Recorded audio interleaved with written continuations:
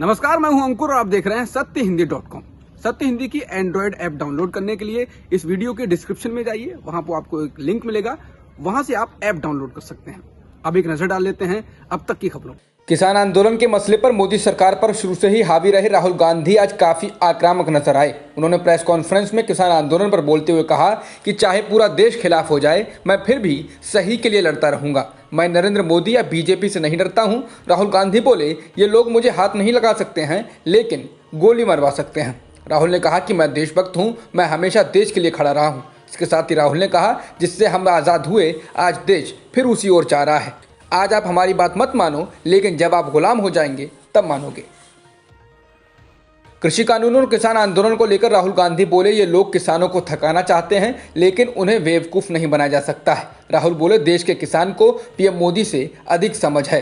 राहुल गांधी ने एक बार फिर कहा कि नरेंद्र मोदी एक एक चरण के हिसाब से किसानों को खत्म करने में लगे हैं। ये सिर्फ 3 कानूनों पर नहीं रुकेंगे, बल्कि अंत में किसानों को खत्म करना चाहते हैं, ताकि देश की पूरी खेती अपने 3-4 दोस्तों को दे सकें। राहुल ने कहा कि केवल कृषि ही थी जो इन लोगों के एकाधिकार से बची थी, लेकिन अब ये उस पर भी डाका डालना चाहते हैं।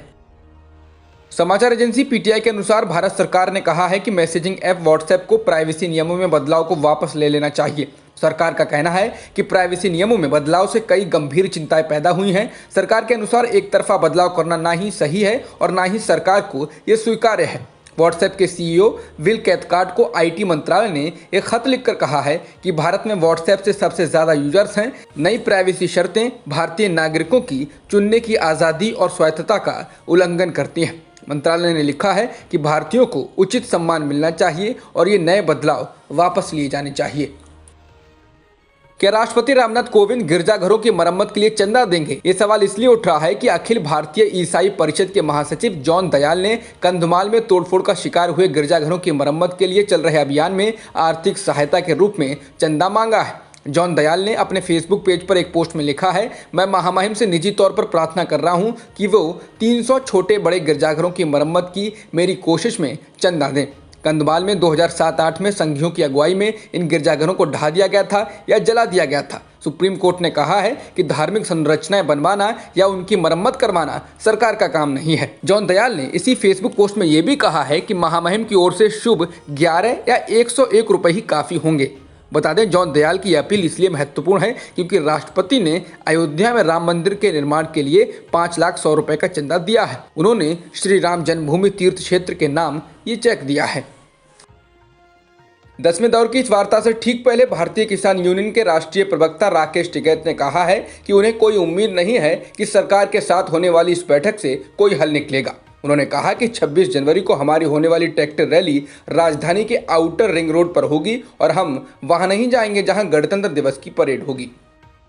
दिल्ली पुलिस से बातचीत के बाद किसान नेता दर्शन पाल ने एनडीटीवी के साथ खास बातचीत में कहा कि पुलिस ने हमसे परेड के रूट और लोगों की संख्या को लेकर सवाल पूछे हैं। पुलिस ने कहा है कि आउटर रिंग रोड पर परेड निकालने से परेशानी हो सकती है। हालांकि परेड की परमिशन के बारे में दिल्ली पुलिस ने अभी तक कुछ नहीं कहा है। किसान नेता दर्शन पाल ने कहा कि हमारी परेड निकलनी तय है। बता दें कि किसानों ने दिल्ली पुलिस से 26 जनवरी को परेड के लिए लिखित परमिशन नहीं मांगी है।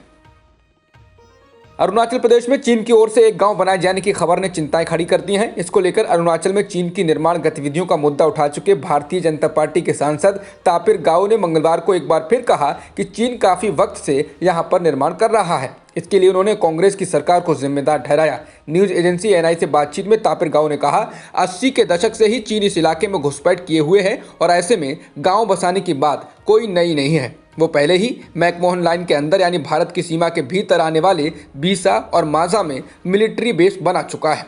बता दें कि एनडीटीवी के खबर के अनुसार चीन ने 2019 से 2020 के बीच में अरुणाचल प्रदेश में एक गांव बसा लिया है। ये गांव भारतीय सीमा के 4.5 किलोमीटर अंदर है।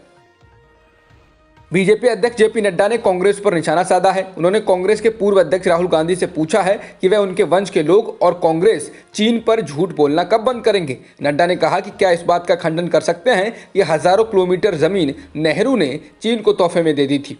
किसान आंदोलन और कृषि कानूनों को लेकर नड्डा ने कांग्रेस पर किसानों को भड़काने और गुमराह करने का आरोप लगाया है।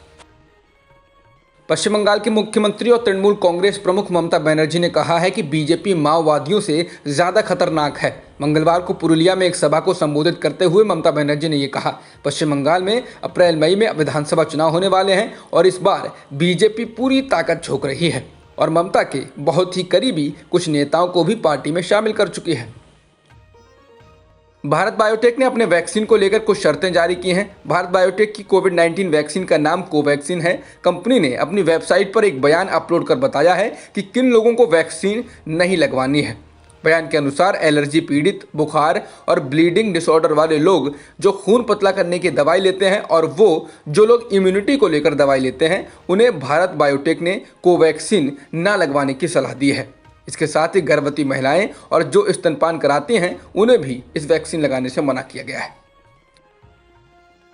देश भर में कोरोना वैक्सीनेशन की शुरुआत 16 जनवरी से हो चुकी है। पहले फेज में फ्रंटलाइन वर्कर्स को वैक्सीन लगाई जा रही है। इसी बीच Karnataka association of resident doctors ने राज्य सरकार से मांग की है कि स्वास्थ्य कर्मचारियों को यह अनुमति दी जाए कि वो कोरोना वैक्सीन का चयन कर सकें कि उनको कोवैक्सीन लगवानी है या कोविशील्ड। रेजिडेंट डॉक्टर्स का कहना है कि उनके साथ भेदभाव किया जा रहा है। अभी कोविशील्ड कुछ जिलों में लग रही है जबकि उनको भारत बायोटेक की कोवैक्सीन लगाई जा रही है, जिसके तीसरे चरण के नतीजे भी नहीं आए हैं। Karnataka association of resident doctors के अध्यक्ष डॉक्टर दयानंद सागर का कहना है कि स्वास्थ्य कर्मियों पर कोवैक्सीन का इस्तेमाल परीक्षण के तौर पर करना निंदनीय है। भारत में एक दिन में 10,000 से अधिक मामले दर्ज किए गए हैं और 137 लोगों की मौत हुई है। इसके साथ ही देश में कुल संक्रमितों का आंकड़ा 1,05,81,000 के पार हो गया है और मृतकों की संख्या 1,52,000 से अधिक हो चुकी है। फिलहाल एक्टिव मामले 2 लाख के पार हैं। वेब सीरीज तांडव को लेकर मचे हंगामे के बीच डायरेक्टर अली अब्बास जफर का माफी से जुड़ा एक लेटर सामने आया है। ट्वीट किए गए लेटर के मुताबिक तांडव के ऑफिशियल कास्ट एंड क्रू की ओर से कहा गया है कि हम किसी की भावना को आहत नहीं करना चाहते थे। वेब सीरीज में किसी की धार्मिक भावनाओं को आहत करना हमारा उद्देश्य नहीं था। अगर किसी की भावना आहत हुई है तो हम इसके लिए क्षमा प्रार्थी हैं। वेब सीरीज तांडव में हिंदू देवी देवताओं के अपमान पर यूपी में शुरू हुआ बवाल थमने का नाम नहीं ले रहा है। मुख्यमंत्री योगी आदित्यनाथ ने इस मामले में कड़ा रुख अपनाते हुए कार्रवाई की बात कही है तो संतों के अखाड़ा परिषद ने भी उनका साथ दिया है।